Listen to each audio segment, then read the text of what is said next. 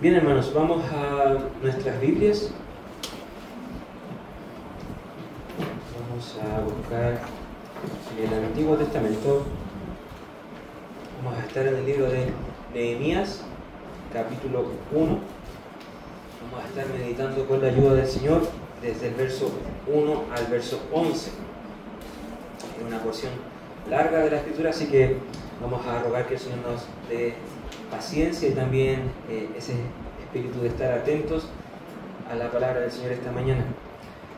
Nehemías capítulo 1, versos 1 al 11.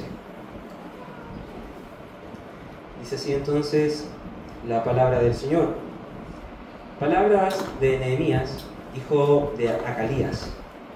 En el mes de Quisleu, en el año 20 del rey Artajerjes de Persia, estando yo en la fortaleza de Susa, vino Ananí, uno de mis hermanos, con algunos hombres de Judá, y les pregunté por los judíos, los que habían escapado y habían sobrevivido a la cautividad, y por Jerusalén. Y me dijeron, el remanente, los que sobrevivieron a la cautividad allá en la provincia, están en una gran aflicción y oprobio, y la muralla de Jerusalén está derribada, y sus puertas quemadas a fuego. Cuando oí estas palabras, me senté y lloré. Hice duelo algunos días. Estuve ayunando y orando delante del Dios del cielo. Y dije, te ruego, oh Señor, Dios del cielo, el grande y temible Dios, que guarda el pacto y la misericordia para con aquellos que lo aman y guardan sus mandamientos, que estén atentos tus oídos y abiertos tus ojos para oír la oración de tu siervo, que yo hago ahora delante de ti día y noche, por los israelitas tus siervos, confesando los pecados que los israelitas hemos cometido contra ti. Sí, yo y la casa de mi padre hemos pecado.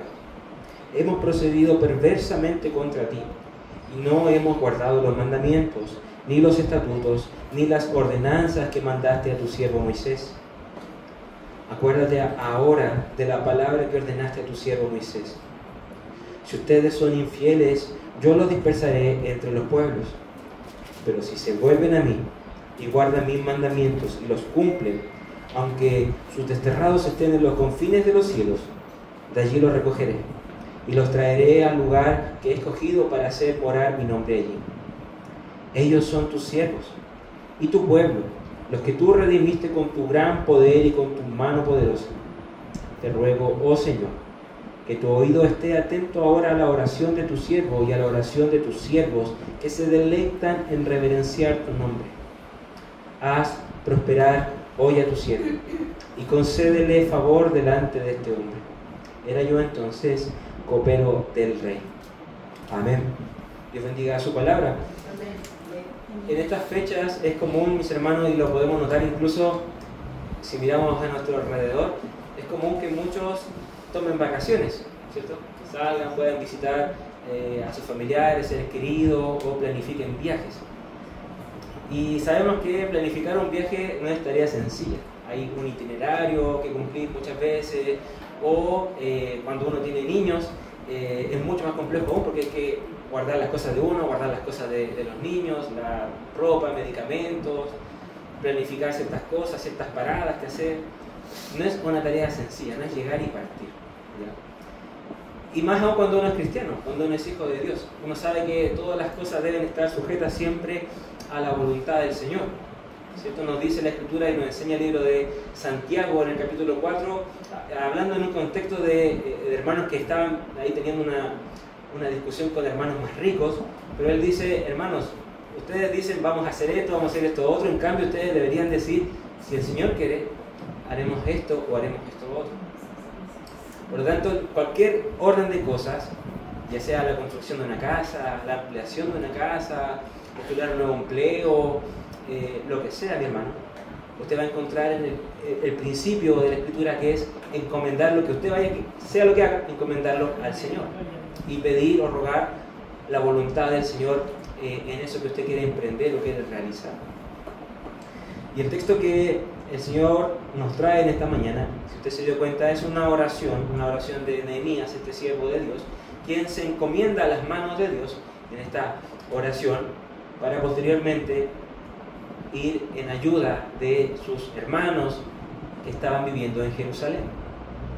Nosotros leímos el capítulo 1, pero esto que yo les comento uno lo puede notar en el capítulo 2 en adelante, cómo el Señor coloca en el corazón de Nehemías un pesar, un sentir de ir en ayuda de sus hermanos que estaban en Jerusalén y que estaban intentando reconstruir esta ciudad que había sido devastada, azotada por el imperio de Babilonia.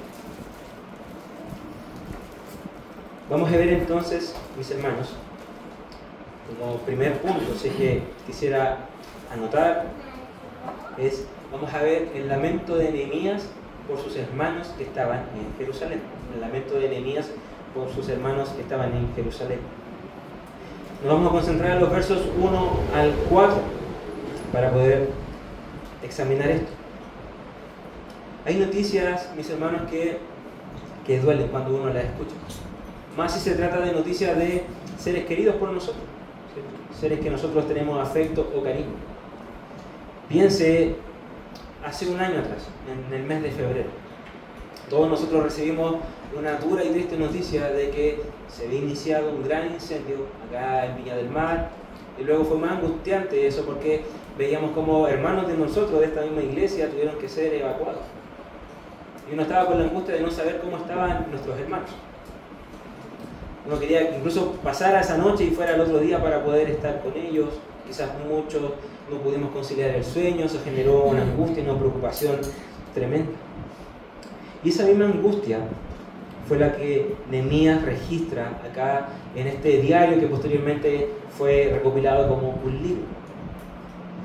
Y él registra cómo sus hermanos, sus parientes van a visitarle al templo, al palacio donde él se encontraba trabajando, y le dan un reporte que no era muy bueno, no era muy alentador, sino que le dan esta triste y mala noticia de que sus hermanos, sus compatriotas, sus familiares tal vez, estaban siendo atacados o estaban viviendo oprobio y aflicción allá en Jerusalén.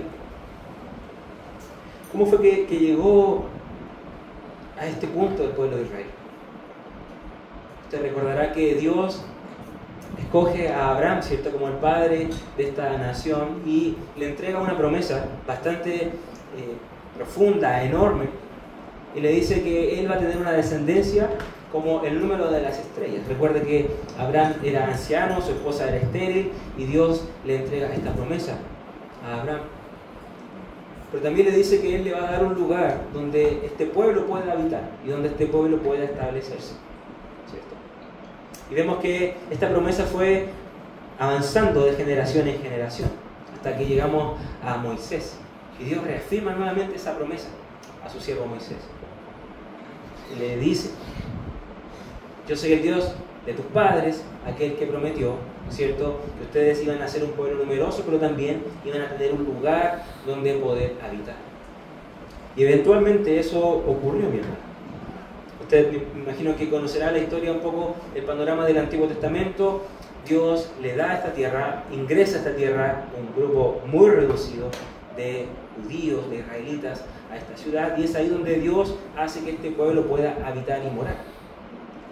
Pero como todo pacto, hermanos, hay dos partes. Hay una promesa, así que ambos que estamos comprometidos en el pacto cumplimos, ¿cierto? Pero también hay sanciones. Cuando uno de los que están en el pacto no cumple con los acuerdos que iniciaron. Y eso fue lo que ocurrió con el pueblo de Israel, porque Dios, si bien estableció promesas, también estableció un juicio, advertencias, de que si el pueblo judío, el pueblo de Israel, miraba hacia el lado, miraba a otros pueblos, imitaba sus costumbres, o adoraba a estos otros dioses, ellos entonces iban a sufrir el castigo y la disciplina de parte del Señor. Incluso Dios anticipó de cómo iba a ser este juicio y este castigo. Y uno puede ver en el libro de profetas como Jeremías, Sofonías, Daniel, cómo ellos anticiparon que el pueblo de Israel, por culpa de su pecado y su rebeldía, iba a vivir, y Dios les dice incluso, un periodo de 70 años de cautiverio bajo la mano del imperio de Babilonia, bajo la mano de Nabucodonosor. Por lo tanto, esta triste y amarga noticia que recibe Nehemías no fue un acto azaroso de Dios, no fue un acto también llevado por su rabia, por su enojo hacia el pueblo de Dios, todo lo contrario. Sino que fue las consecuencias de sus propios actos, de su propia rebeldía, lo que estaban cosechando ahora este pueblo de Israel. Y Nehemías entonces recibe esta noticia, y según lo que uno puede leer, ¿cierto?, los primeros versos, él recibe esta noticia, recibe luego la visita de su hermano, Ananías, en el verso 2, y él le pregunta, ¿cómo están nuestros hermanos? ¿Cómo están aquellos hermanos que están comenzando a retornar hacia Jerusalén? Porque el cautiverio iba a durar 70 años. Luego uno lo ve también en la Escritura como el pueblo de Israel tuvo 3 momentos en que este pueblo retorna hacia Jerusalén. Recordarán la serie que hizo el pastor de Ageo, ¿cierto? Como nos muestra que a través de Zorobabel es que el pueblo de Israel retorna en un primer momento hacia Jerusalén.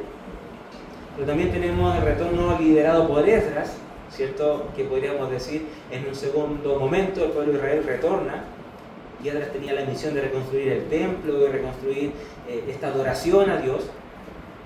Pero también ahora vamos a ver que hay un tercer momento en que el pueblo de Israel retorna, que va a ser liderado por Nehemías. Y Nehemías recibe esta noticia y se entera de que sus hermanos, aquellos que ya estaban allá retornando, estaban siendo castigados, estaban siendo azotados. Porque claro, había un pueblo vecino que se estaban oponiendo al retorno del pueblo de Israel hacia Jerusalén. Había pueblos que incluso querían difamar esta obra de reconstrucción y enviaban cartas al rey de Persia para detener esta obra de reconstrucción o de retorno a la ciudad de Israel, de Jerusalén. Y fue una noticia que sacudió a Nehemías, emocionalmente hablando, lo estremeció.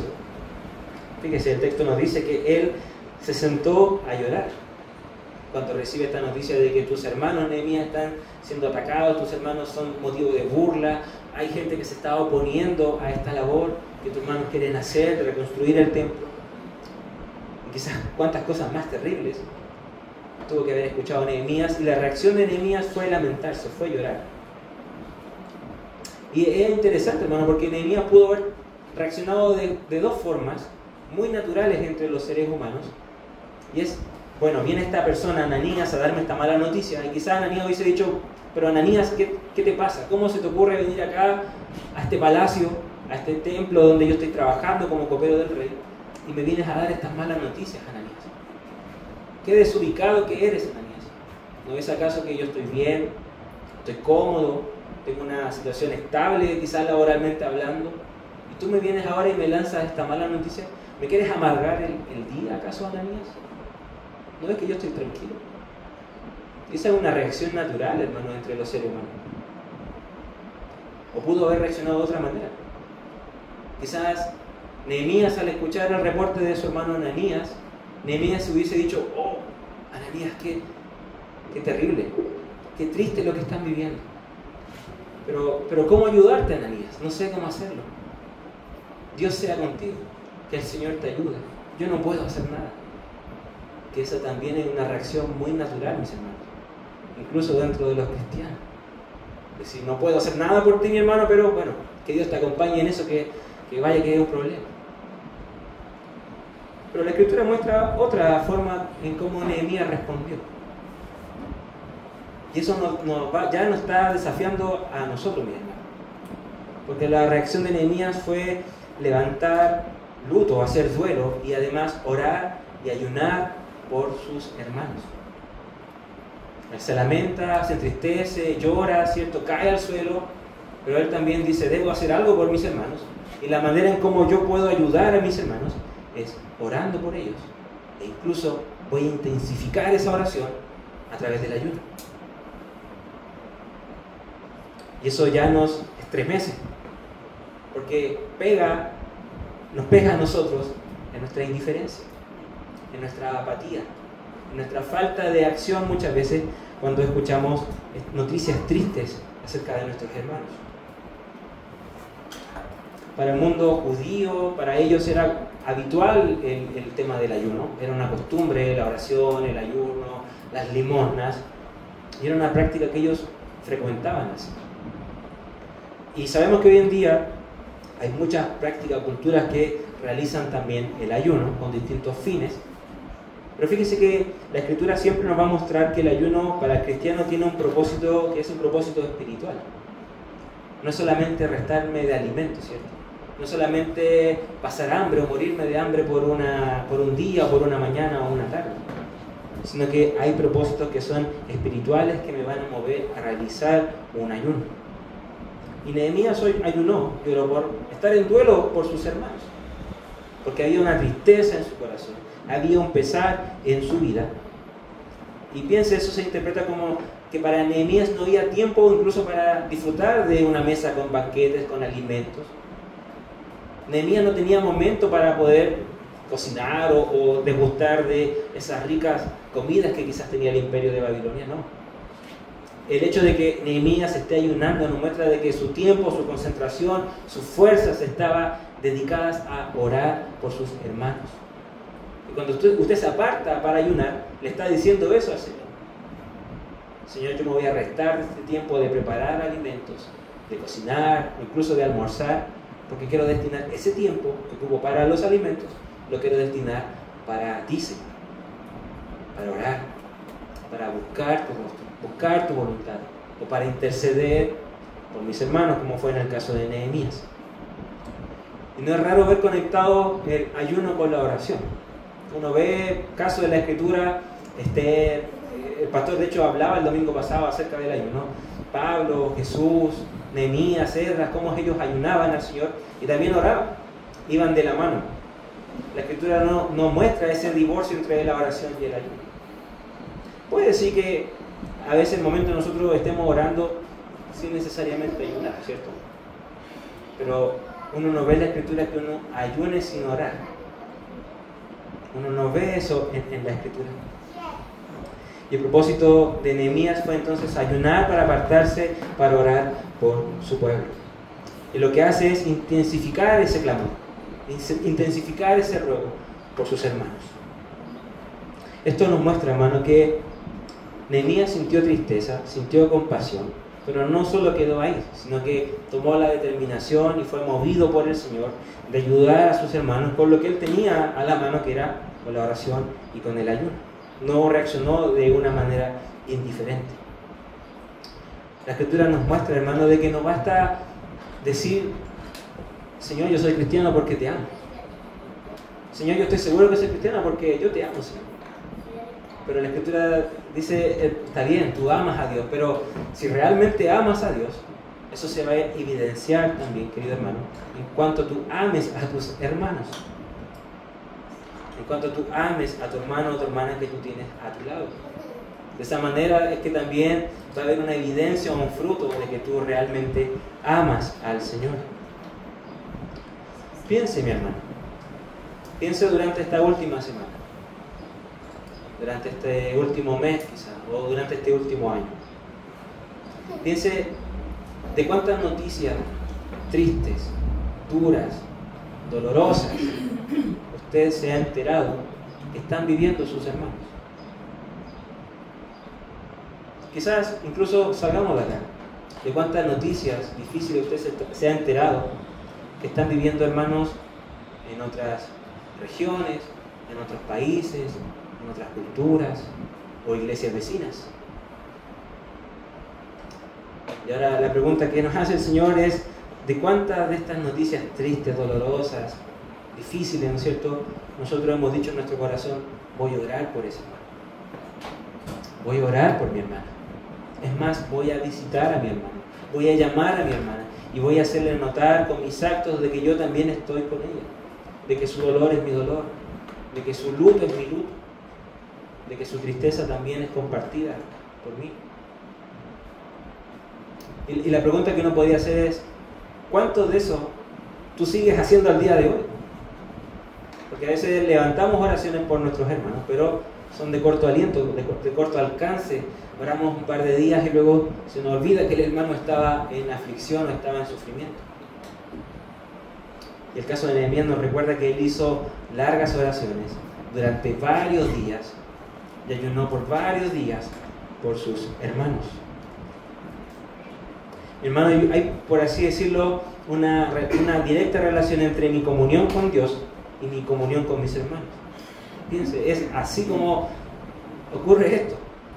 A mayor comunión que yo tenga con el Señor, mayor va a ser mi deseo también en tener comunión con mis hermanos. Pero yo a menor comunión que tenga con el Señor, también va a ser menor comunión que yo tenga con mis hermanos. No voy a tener deseo de orar por mis hermanos, no voy a tener deseo de congregarme los días domingos, no voy a tener deseo de contestar el teléfono incluso a mis hermanos si me están escribiendo, porque mi corazón está endurecido.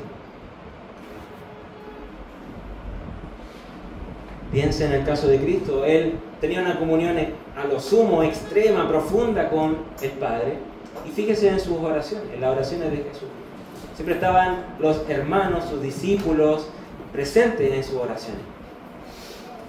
Piensa en el caso de Pedro, de Pablo, o los otros apóstoles. Fíjese en cómo ellos oraban, en quienes agradecían a Dios y daban gracias por sus hermanos, por sus compañeros de milicia, por las hermanas que tomaban a bien ayudarles, ¿cierto? O sea, la comunión siempre estaba presente en las oraciones de estos hermanos, en la oración de Cristo. ¿Qué debe ocurrir entonces en nosotros, hermano?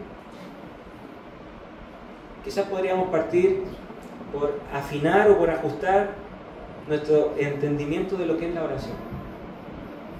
Porque la oración en sí mismo ya es un privilegio, hermano. El tener comunión con el Padre, el poder orar a Dios, derramarnos ante Él, sentir ese consuelo sobrenatural que viene en la oración, ya es un privilegio en sí mismo. Pero cuánto más, mi hermano, o cómo le añade a este privilegio el orar por otros, el orar por mis hermanos, el ayudar a mis hermanos con sus luchas, con sus tentaciones, con sus pruebas, con sus dolores, ayudarles con la oración. Y cuánto más si esta oración, mi hermano, va a estar apoyado por el ayuno. Hay un pastor que se llama Arthur Wallis que dice: el ayuno fue planeado para aportar un tono de urgencia o de insistencia a nuestra oración, para darle fuerza a nuestra súplica. Y esto me gustó, fíjese, dice: el hombre que ora y ayuna le avisa al cielo que está hablando seriamente. Yo a través del ayuno busco intensificar, apartar mi tiempo, dedicar mi tiempo para orar. No como quizá oraría un día normal, ¿cierto? Yo conozco cuánto duran mis oraciones, entonces yo digo, si tengo problemas serios para orar, voy a apartar un tiempo para hacerlo. Porque tengo la urgencia, tengo el deseo, tengo la necesidad de orar, no unos minutos, sino que quizá una extensión más larga de tiempo por mis hermanos o por la obra de Dios. Y mi hermano, puede que nosotros no tengamos todas las respuestas, puede que nosotros no tengamos quizás el trabajo que mi hermana o mi hermano necesita, pero sí Dios lo tiene. Y si Dios en su misericordia puede proveer de ese trabajo, ¿no es cierto?, a nuestro hermano. Pero ¿cómo ayudo yo a mi hermano? Orando. Puede que yo en mis limitaciones no tenga la posibilidad de darle salud a mi hermana o de darle salud a mi hermano, pero Dios sí lo puede hacer. Dios sí puede restaurar huesos, recomponer órganos, dar salud a aquel que no la tiene. Dios es así, milagroso, sobrenatural. Pero yo, ¿cómo puedo ayudar entonces a mi hermano? Es orando por él, intercediendo, buscando y suplicando el favor de Dios. Puede que yo no sepa cómo orientar a mi hermano que está luchando con pecados, con desánimo, con tentaciones, pero sí Dios lo puede ayudar. Sí Dios puede restaurar el corazón de ese hermano o de esa hermana. Y la manera en cómo Dios ha diseñado que nosotros cooperemos en nuestra edificación mutua es a través de la oración, de la intercesión. Piense, querido hermano, todo gran avivamiento a nivel histórico mundial, todo gran despertar, todo acto sobrenatural que uno diga esto es algo que solamente Dios lo pudo haber hecho, toda acción, todo acto inició primero con una oración. Con una oración. ¿Cómo voy a esperar entonces ver el favor de Dios? ¿Cómo Nehemías va a esperar ver entonces esa respuesta de Dios si él no acude al Padre en una oración? No les va a ver. Lo que hace Nehemías con la oración es golpear la puerta del Padre y buscar su favor, buscar su rostro. Ahora, avanzando, vamos a ver que Nehemías no solo se lamenta por sus hermanos, sino que ahora ora por sus hermanos.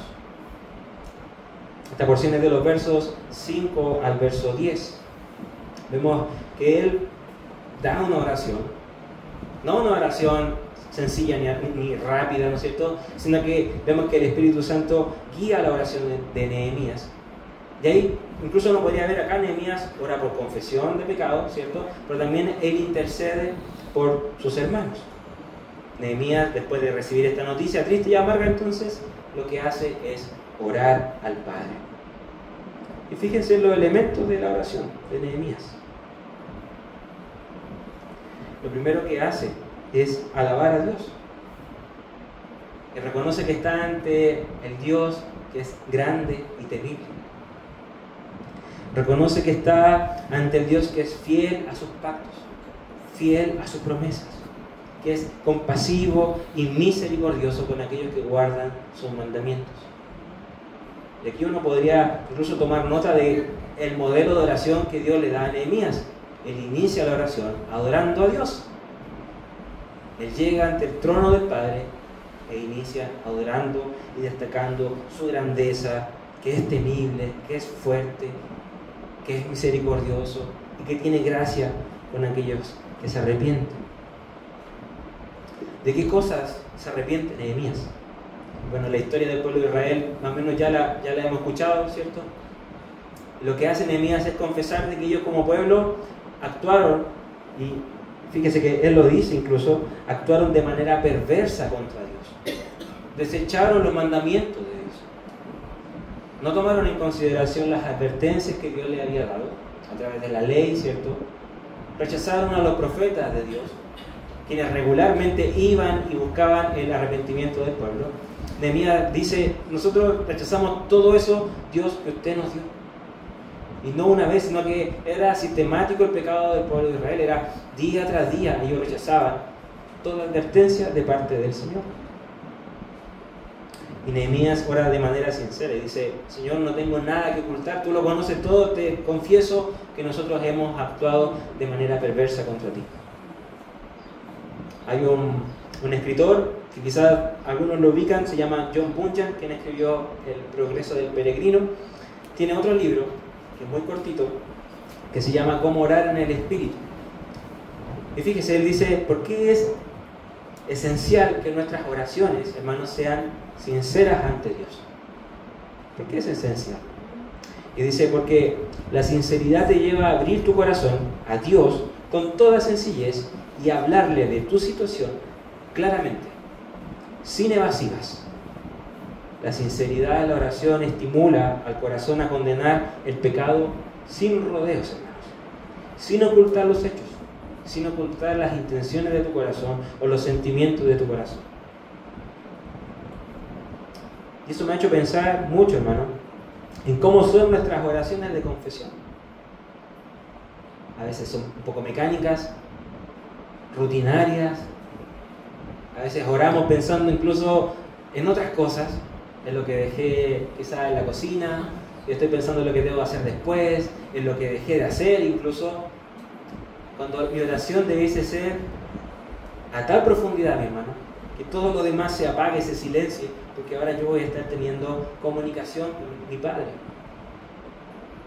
Y debe ser así, de manera sincera, abierta. Usted recordará cómo Cristo condenó incluso la hipocresía, ¿no es cierto?, de los fariseos que hacían largas oraciones en las calles, en las plazas, y era simplemente para ser visto, para ser reconocido como gente piadosa, como gente santa. Y Cristo, como conocía el corazón de ellos, condenó su hipocresía. En cambio, Nehemías, y esta oración o este modelo de oración que condena tajantemente el pecado, nos muestra que así también debemos hacerlo nosotros. Debemos condenar nuestro pecado e incluso llevar y exponer ante Dios el pecado de un pueblo, como lo hizo Nehemías con el pueblo de Israel. Proverbios 28:13 nos recuerda que el que encubre sus pecados, dice, no prosperará, pero el que confiesa y los abandona, dice la Escritura, hallará misericordia. Es profundo este verso, hermano. Porque la Escritura nos muestra de que, y da por hecho de que a veces sí escondemos pecados, sí ocultamos cosas, sabiendo que ante Dios no podemos ocultar nada. Pero hay cosas que no necesariamente llevamos a oración muchas veces. El Salmo 19, verso 12 dice, y me gusta la versión de la Reina Valera contemporánea: ¿acaso hay quien reconozca sus propios errores? Dice el salmista como signo de interrogación, ¿cierto? ¿Hay alguien que pueda reconocer su propia maldad, sus propios errores, sus propios fracasos? Y ahora dice, perdóname por los que no puedo recordar. Y esto, hermano, luce así como, Señor, voy a ti en oración, confieso mi pecado, acepto y recibo el perdón en el nombre de Cristo. Pero, Señor, sé que de donde salió ese pecado hay mucho más todavía. Todavía queda mucho más que confesarse. Quizás no lo recuerdo ahora, pero tú sí lo conoces. Y debemos ser sinceros, hermanos, no siempre oramos así. No siempre oramos de esa manera. Siempre como que nos están apurando para terminar la oración. O sea, otras cosas o nosotros mismos. Pero este salmo y el ejemplo de Nehemías de acusar tajantemente su pecado nos muestra cuán aborrecible para Dios es el pecado. Y Nehemías le da el tono de seriedad al asunto. Dice, yo no estoy tratando con cualquier persona, estoy tratando con Dios, aquel que es 3 veces santo, el Rey del universo, aquel que no tolera el pecado. Por lo tanto voy al trono del Padre y tengo que contar la verdad, tengo que confesarme, tengo que entregarme. Porque estoy ante aquel que no tolera la maldad. Y a veces olvidamos, mi hermano, que la paga del pecado es muerte. Y nos empezamos a deslizar suavemente, progresivamente, así como lo hizo el pueblo de Israel. Ellos descuidaron todo tipo de temor a Dios.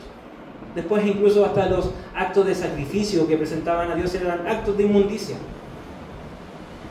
Y Dios condena eso. Que el pueblo de Dios partió como avión, pero empezó a caer en picada. Y este texto nos recuerda, hermanos, que nuestra oración debe ser así, abierta, sincera, profunda, y condenar lo que debe ser condenado, que es el pecado. Pero vea luego cómo evoluciona esta oración, ¿cierto? Que es de confesión. Y luego lo que hace Nehemías es interesante porque él cita al mismo Dios en unas promesas que Dios había dado anteriormente a su pueblo. Verso 8 dice, acuérdate ahora de la palabra que ordenaste a tu siervo Moisés. Y aquí es Nehemías citando al mismo Dios. Dios, yo sé que tú condenas el pecado, sé que eres grande y temible, pero Dios, acuérdate ahora que tú un día diste una promesa a tu siervo Moisés.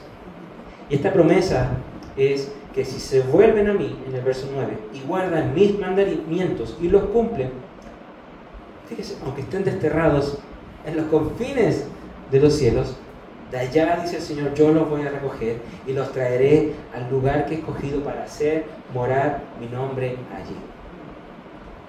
Dios anticipó a Moisés que esto iba a pasar, que Él los iba a disciplinar, porque es un padre que ama y disciplina a sus hijos.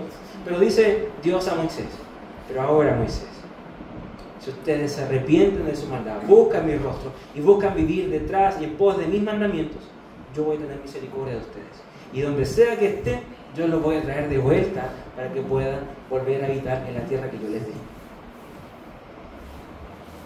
Nehemías, orando, guiado por el Espíritu, recuerda esta promesa. La promesa que citó Nehemías es Deuteronomio capítulo 30, de los versos 1 al 5. Fíjese, Nehemías estaba viviendo en el exilio, en un imperio de Babilonia, un rey pagano. Pero Nehemías tenía presente estas promesas. Nehemías no olvidó la palabra de Dios.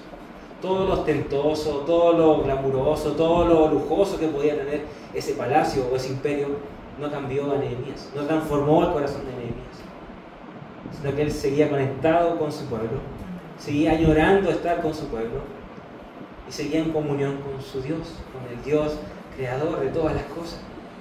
y él tenía la palabra acá presente al momento de orar. Vemos que Nehemías entonces apela ahora, hay que hacer una apelación, va donde el trono del Padre y es como: Padre, tú prometiste esto y confío en que tú, Señor, vas a responder. Y él clama por esta petición y por esta misericordia para no solo él, sino que ahora clama por misericordia para sus hermanos. Y fíjese, pensemos en el modelo de esta oración. ¿Qué podríamos aplicar de estos versos que acabamos de ver? Primero, la disposición o cómo llega Nehemías ante el Padre.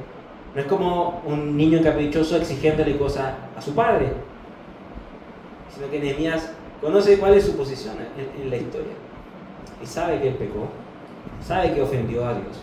Entonces va con toda humildad y con toda sencillez ante el Padre. Luego, quizás como segundo elemento, podríamos ver que Nehemías condena su pecado. No lo disimula, no toma esquivos, no habla de lo poquito que hizo, sino que confiesa con total libertad las abominaciones que él y su pueblo habían hecho contra Dios. Pero luego, fíjese, como un tercer elemento, si bien reconoce de que Dios es justo y condena el pecado, luego como tercer elemento, él reconoce de que hay gracia en Dios, que hay misericordia en el Señor, de que hay esperanza para el que se arrepiente y se devuelve de su mal camino y va al Padre. Y como último elemento, tal vez podríamos mencionar de que Nehemías ora o ayuna no por un motivo quizás personal, egoísta o individual, decir: Dios, perdóname solamente a mí, ayúdame a mí a volver a Jerusalén, sino que Nehemías incorpora a sus hermanos. Hay un componente ahí de intercesión por sus hermanos. Entonces tenemos una oración hecha con sencillez de corazón, con sinceridad, que condena el pecado, pero que recuerda la gracia y la misericordia de Dios, y que no es egoísta, sino que también recuerda a aquellos que también están en pecado. Y ese modelo es aplicable a nuestras vidas, hermanos. No sé cómo orar. Señor, no sé qué decirte en oración. Bueno, la Escritura nos entrega muchos modelos de oración, y este es uno más, hermano, de cómo el Señor busca que sus hijos y sus hijas oren al Padre. Finalmente, hermano, vamos a ver que Nehemías se lamentó por su pueblo, oró por su pueblo, pero ahora vamos a ver que Nehemías se encomienda en las manos de Dios para poder ayudar a su pueblo. Verso 11 dice: Te ruego, oh Señor, que tu oído esté atento ahora a la oración de tu siervo y a la oración de tus siervos que se deleitan en reverenciar tu nombre. Haz prosperar hoy a tu siervo. Concédele favor delante de este hombre. Era yo entonces copero del rey. Fíjese, es como que si Nehemías está orando en su mente mientras se acerca al rey, ¿cierto? Dice: Señor, dame favor con este hombre. No era un cargo menor el que estaba desempeñando Nehemías, era copero del rey Artajerjes. Y usted sabrá que el cargo de copero era un cargo importante, de confianza, de vida o muerte incluso, porque el copero lo que debía hacer era mantener vino en la copa del rey, pero no solamente suministrar del vino, sino que probar del vino, ver si el vino ya estaba picoso, amargo, agrio, o incluso si tenía veneno el vino. Entonces era un cargo de confianza de este rey. Y lo que hace Nehemías es orar en su mente mientras se dirigía al rey Artajerjes. Nuevamente, el verso comienza diciendo: Te ruego, oh Señor, y te ruego que tu oído ahora esté atento a mi clamor y al clamor de mis hermanos. No es la imagen de un niño caprichoso que se acerca al Padre exigiéndole respuestas, exigiéndole favores, exigiéndole que actúe. Y ahí tenemos que tener cuidado, hermano, porque yo he escuchado, y quizás usted también, yo sé que lo ha escuchado, hay predicadores, hay iglesias, hay pastores donde se estimulan a los oyentes a exigir al Padre, a reclamar al Padre. Y la lógica es como: bueno, ¿no eres hijo de Dios? ¿Acaso Dios no es tu Padre? Ve y exígele. Él te lo va a dar. Tienes que exigirle. Y en realidad la Escritura nos muestra eso. Y esa actitud tampoco habla muy bien del padre, ¿no es cierto?, que acude a toda exigencia del hijo, y tampoco habla bien del hijo, que es un hijo que exige. Piense, si usted como padre tiene un hijo de 7 años de edad, y el niño va y le dice: papá, te exijo que para mi cumpleaños me des un revólver, me compres una pistola o una escopeta, te lo exijo. Y te lo exijo día, noche, incansablemente, me subo a ti, te lo pido. Y el padre dice: ya, ante la exigencia de mi hijo se lo doy. ¿Sería ese un buen padre? Que le da un revólver a su hijo. O si una hija, por ejemplo, va donde su madre y le dice: mamá, te exijo que me autorices a tener relaciones sexuales con mi novio. Te exijo que me dejes ir a fiestas en la noche. Te exijo que me dejes probar cuántas cosas hay en el mundo. Te exijo. Una madre sabia que ama a su hija, ¿va a autorizar eso? Por ningún motivo, hermano. Por ningún motivo. Y a veces nosotros quedamos como esos hijos caprichosos que vamos y exigimos al padre, pero el padre no se mueve ni un centímetro ante esas exigencias que son hechas de manera caprichosa. Porque Dios no es como nosotros, hermanos. Dios en su sabiduría conoce los tiempos y sabe cuándo autorizar, sabe cuándo decir ahora sí, ahora no, espera un momento, paciencia. Él lo conoce. Es un Padre amoroso que todo lo sabe y todo lo conoce. En mi profesión, o donde yo me desempeño, ustedes saben, donde yo trabajo, nosotros evaluamos todos los días a muchas personas que quieren cuidar niños o que quieren padres volver a cuidar a sus hijos. Eso lo evaluamos todos los días. Y hay una evaluación que se le aplica a estas personas que muestra cuáles son los estilos que ellos tienen para poder criar de un niño. Y hay 4 estilos que son conocidos, que son el estilo autoritario, el estilo negligente, el democrático y el permisivo. Todo padre tiene un poco de esos estilos, o uno, o ambos, o todos, o ninguno. La cosa es que los resultados muestran, hermanos, que los estilos más perjudiciales para un niño son los estilos negligentes y los estilos permisivos. Eso es lo más perjudicial para un niño, para un adolescente. Que un padre sea negligente o que sea permisivo. Y uno lo contrasta con Dios y le da gracias a Dios, porque Dios no es ni negligente ni tampoco es permisivo con nosotros. Dios es un Dios tan lleno de amor, tan lleno de sabiduría, tan lleno de misericordia. Si es que tiene que disciplinarnos para evitar cometer pecados, errores, Él lo va a hacer. Si es que tiene que mantenernos un tiempo quizás más largo en oración para trabajar nuestra esperanza, nuestra paciencia y nuestra confianza en Él, Él lo va a hacer. O si Él quiere respondernos quizás al instante, Él lo va a hacer. Porque Él es el soberano, Él es nuestro Padre. Y la oración de Nehemías nos recuerda cuál es nuestra posición acá en esta historia.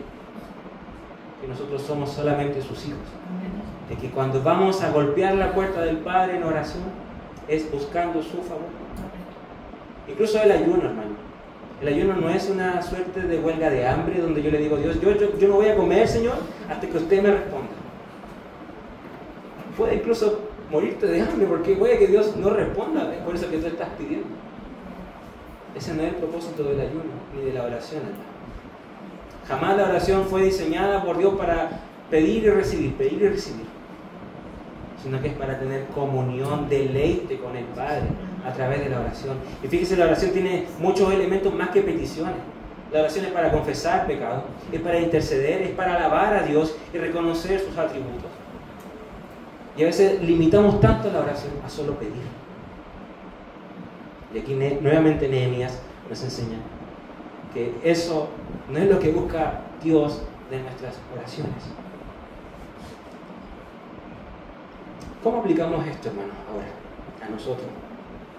Tenemos a Nehemías acudiendo, ¿no es cierto?, al Padre, acercándose al rey Artajerjes. Como les dije, esta prédica no era una serie como para leer cada detalle, pero en el capítulo 2 uno ve cómo ya Nehemías expone, ¿no es cierto?, este pesar al rey, y él autoriza que haga esto de ayudar a su pueblo. Pero ¿qué ocurre ahora? Nehemías va donde el rey Artajerjes, ¿cierto?, y él recibe el favor de este hombre, de un hombre pagano. Y él entiende, y nosotros entendemos que esto es parte del plan y del diseño de Dios para Nehemías y para su pueblo. Y no era tarea fácil, hermano, lo que él tenía en su corazón. Fíjense, lo que debían hacer era reconstruir una ciudad entera. Una ciudad que estaba en las ruinas, que había sido incendiada, saqueada. Debían restaurar un templo, debían restaurar murallas, pero también debían restaurar a un pueblo que espiritualmente, hermano, también estaba en las ruinas. Un pueblo que había pervertido la correcta adoración con Dios. Eso es lo que Esdras, Nehemías luego comenzaron a trabajar y comenzaron a hacer. Pero además Nehemías debía ahora ir ante el rey Artajerjes y buscar también que el rey autorizara esta salida de Nehemías. O sea, uno dice, ya, la tenía difícil porque tenía que construir o levantar una ciudad. Pero súmele todo lo que hemos visto: construir un templo, construir unas murallas, levantar la moral espiritual de todo un pueblo. Y súmele ahora, además, que este rey pagano me autorice salir. Humanamente hablando, hermano, era una tarea enorme, o era una montaña llena de tareas, una montaña enorme. Imposible quizás para el pobre Nehemías. Pero eso es lo que tiene el poder de la oración, que nos hace confiar en aquel que todo lo puede, nos hace confiar en aquel que es este Dios sobrenatural que todo lo puede realizar, y por eso va en oración al Padre. El Salmo 37, verso 5 nos recuerda y nos dice: encomienda al Señor tu camino. Y no solamente encomienda, sino que dice: confía en Él, confía en Dios, y Él actuará. Tenemos que recordar, hermanos, que la obra es del Señor. Nehemías tenía una intención de ayudar a sus hermanos. Y eso nos recuerda a nosotros que a veces tenemos intención de ayudar a nuestra iglesia, de ayudar. El domingo pasado se hablaba de las misiones. Y quizás muchos de nosotros salimos cómo ayudar a nuestros hermanos que están en otros países. Cómo ayudar a mis hermanos que están pasando por frialdad espiritual. Cómo ayudar a aquellos que aún viven cegados en su pecado. ¿Cómo hacerlo, Señor? ¿Cómo hacerlo? Y uno comete el error de mirarse a uno mismo y decir: ¿cómo yo, Señor, con mis limitaciones, con mi pecado, con mi poco conocimiento, cómo, Señor, voy a hacer esto? Pero por otro lado tenemos que el Señor en nuestro corazón pone esa intención y está ahí, aguijoneando tu corazón. Y uno dice: ¿pero cómo lo hago, Señor? Bueno, esta palabra nos recuerda el recurso sobrenatural y poderoso que hay en la oración, y de encomendar estos anhelos, estos propósitos en las manos de Dios. Hermano, hay que recordar de que en este edificio, en esta gran obra, nosotros no somos los dueños del edificio, sino que somos trabajadores, somos jornales. ¿No es cierto? Que el dueño, el encargado de la obra, nos dice: ya, ahora haz esto otro, ya, ahora cámbiate de lugar y ve y hace este otro trabajo. Pero la obra no es tuya, tú no diriges la obra tampoco, sino que el que la dirige es el Señor. Y si el Señor nos mandó a poner cerámico y no sé cómo hacerlo, bueno, el Señor me mandó y Él me va a ayudar a hacerlo, y Él me va a enseñar a hacerlo. Si el Señor me mandó a evangelizar a un grupo de personas que, no sé, son alcohólicas, son drogadictas, y no sé hacerlo, pero tengo ese deseo, tengo ese llamado, tengo ese sentir de ir quizás a hogares de ancianos, hogares de niños, predicar en las calles a la gente que está en situación de calle, o evangelizar a gente que piensa muy radicalmente muy distinta a nosotros, pero no sé cómo hacerlo. Hermano, acude al recurso de la oración y acude al Padre que te ha hecho poner ese sentir en tu corazón, no para desecharlo, no para enterrarlo, hermano, sino que para, mediante la fortaleza, la inspiración de Dios y la guía del Señor, Él pueda actuar a través de ti o actuar a través de su iglesia. Piensen en testimonios hermosos, hermano, de cómo iglesias enteras han influenciado en sus países. A nosotros que nos gusta mucho leer o estudiar acerca de la Reforma, piense en todos esos países que oraban por sus naciones, oraban por sus países, oraban por los líderes políticos de sus países, y vea los frutos de esa oración. Vea cómo esas naciones empezaron a surgir, empezaron a levantarse, empezaron a crecer de una manera impresionante, los adelantos, los avances, pero sobre todo piense cómo en esos países creció la obra de Dios. Donde no había iglesias, se levantaron iglesias. Donde no había evangelistas, comenzaron a llegar evangelistas. El pastor citaba el domingo pasado el caso de, no recuerdo el nombre de esta familia que fue a Ecuador a predicar. Y en Ecuador no había predicadores. Pero alguien en otro lugar del mundo dice: Señor, oro para que la gente que no te conozca, te conozca. Y Dios utilizó a esta familia para llevarlos a la selva de Ecuador y predicar el evangelio. Hermanos, nosotros somos parte de este plan y este diseño de Dios que tiene con la iglesia, con el mundo entero. Y la misión nuestra es orar. Hay una historia que escuché acá, que fue del, bueno, he citado al pastor Daniel, él mismo la contó, es la historia de George Mueller. Quizás la conocen, ¿cierto? Este pastor que tenía esa hambre o ese deseo que uno entiende que proviene solamente de Dios, de ayudar a los huérfanos que vivían en Inglaterra. Pensemos en la época, muchos morían de hambre, de enfermedades, la esperanza de vida era muy corta, pero el Señor había puesto en el corazón de este hombre el poder ayudar a estos niños. Y es impresionante ver cómo este hombre logró abrir muchos hogares, atender a muchos niños, sin siquiera pedir un centavo, un peso a las personas. Él nunca pidió dinero a nada, a nadie, a ninguna organización de beneficencia, a ningún empresario, a ningún millonario, no. El recurso del pastor Mueller fue la oración. Y hay un libro que también es muy cortito, que se llama Una hora con George Mueller, que se trata de un pastor que entrevista al pastor Mueller. Él quería hacer unas preguntas, quería tener una conversación con él, porque su vida lo había impactado tanto que dice: quiero entrevistarme con el pastor. Y es muy bueno, yo se lo recomiendo.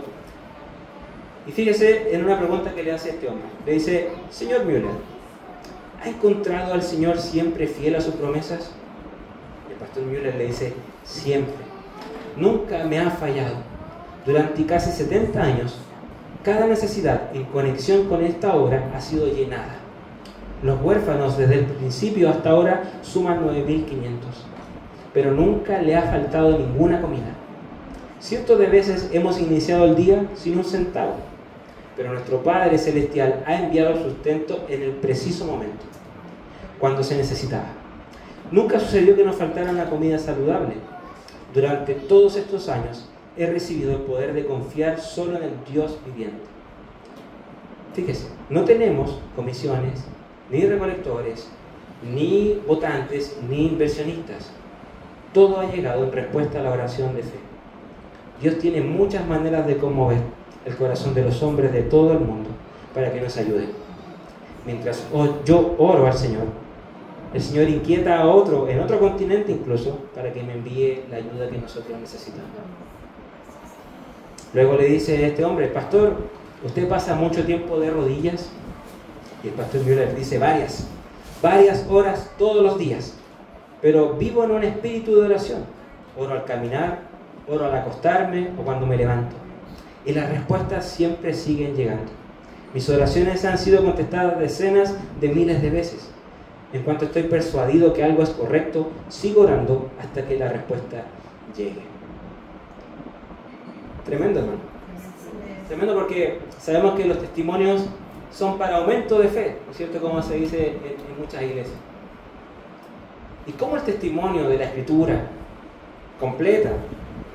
¿Cómo el testimonio de Nehemías que vimos en esta mañana? ¿Cómo el testimonio de hermanos nuestros, o en este caso el pastor Mueller? ¿Cómo esos testimonios estimulan nuestra fe esta mañana? Aquí nos llaman, hermano, estos testimonios. Nos llaman a confiar. Nos llaman a orar incansablemente al Señor. Y no orar de manera egoísta, ¿cierto? Por nuestra propia aflicción, sino que orar también por aquellos que están siendo afligidos, por aquellos que están en necesidad, por hermanos y hermanas que están sufriendo hoy en día, incluso en estos momentos, persecución. Usted pudo venir con toda calma, con toda libertad, tomar la locomoción, quizás por la vestimenta, él es hermano, va a la iglesia y nadie le dijo nada. Pero hay países donde uno sale a la calle con su Biblia y es motivo de encarcelamiento. ¿A qué nos motiva esta mañana la palabra del Señor, hermanos? Si decimos ser cristianos, ser embajadores de Cristo, y decimos, Señor, quiero ser hecho a la imagen de Cristo, entonces, hermano, debes ser consciente de que debes amar a aquellos que Cristo amó. Debes aborrecer lo que Cristo aborreció, sin duda, pero tú también debes amar a aquellos que Cristo amó. Y Cristo mostró afecto, mostró preocupación, mostró interés por aquellos que estaban perdidos. Cristo mostró interés y pena incluso cuando vio a una multitud que andaba como sin pastor, sin rumbo en su vida. Y eso lo compartimos con Cristo. Tenemos ese mismo sentir, hermano. Que hermano, los afanes de la vida, las preocupaciones de la vida, no nos apaguen ese interés. No nos confundan, mis hermanos, de nuestra real y principal misión, que es glorificar a Cristo y exponer a Cristo a las naciones, a las personas, y exponer el Evangelio, que es lo único poderoso y lo único capaz, hermanos, de poder restaurar a aquellos que espiritualmente estaban destrozados o están en ruinas, así como estábamos un día nosotros antes de que llegara el Evangelio a nosotros, a nuestras vidas. ¿Bien? Oremos, hermanos, al Señor. Padre, le damos las gracias una vez más, Señor, esta mañana. Agradecemos, Señor, su compañía, agradecemos, Señor, este culto, y agradecemos, Padre, también esta palabra, este mensaje que Dios nos confronta, nos remece, Señor, nos hace entender de que a veces somos muy egoístas, Señor, al momento de orar, somos muy mecánicos incluso al momento de confesar nuestros pecados, cuando en realidad, Dios, debiésemos tener un corazón abierto, sincero, y debiésemos condenar de manera tajante el pecado, Señor nuestro. Padre, por eso oro en esta mañana para, al igual que Nehemías, clamar su misericordia, clamar su gracia para con nosotros, con su iglesia, y no solo con esta iglesia, sino que con todo su pueblo, Señor, a lo largo de este mundo, Señor. Y ruego para que nos ayude, Señor, a obedecer su palabra, a sujetarnos a sus mandamientos, Señor, ir en pos de su palabra, Señor, para aferrarnos a Cristo, aferrarnos a Él y no retroceder, Señor. No abandonar esta adoración verdadera por una adoración falsa, Señor, por dioses falsos. Padre, oro y pido por su iglesia, pido por mis hermanos, Señor, que incluso no están hoy en día entre nosotros, Señor. Y tú sabes que están lidiando con pruebas, con aflicciones, Señor, con quebrantamientos, Padre. Yo oro para que usted pueda, Señor, restaurar sus vidas, Señor, restaurar sus corazones, y esa comunión entre ellos y tú, Señor, pueda ser también restaurada, Señor. Yo oro también, Padre, para que esta palabra pueda ser almacenada en nosotros, y que usted, con su ayuda y con la dirección del Espíritu Santo, nos lleve y nos mueve a poder aplicar esta palabra de forma diaria, cotidiana, en nuestras familias, en nuestros trabajos, donde sea que estemos, Señor. Que, como decía el pastor Müller, vivamos en una vida de oración, Señor. Donde sea que estemos, ya sea caminando, ya sea al levantarnos o al acostarnos, Señor, que podamos ir a ti en oración siempre. Ayúdanos, Señor, porque somos frágiles, somos débiles, Señor. Pero sabemos que orando y buscando su rostro, Señor, es que usted nos va a ayudar de acuerdo a su misericordia, a su gracia, a su soberanía, Señor. Gracias, Padre, por este mensaje. Gracias también por lo que tú nos has permitido vivir durante este culto. Y rogamos por esta semana, Señor, para que usted también nos ayude a nuestros hermanos que están de vacaciones, en su retorno, Señor. Y podamos, Señor, también en la semana glorificarte en todo, Padre. Te damos las gracias, Señor, y lo pedimos todo esto en el nombre de Jesús. Amén.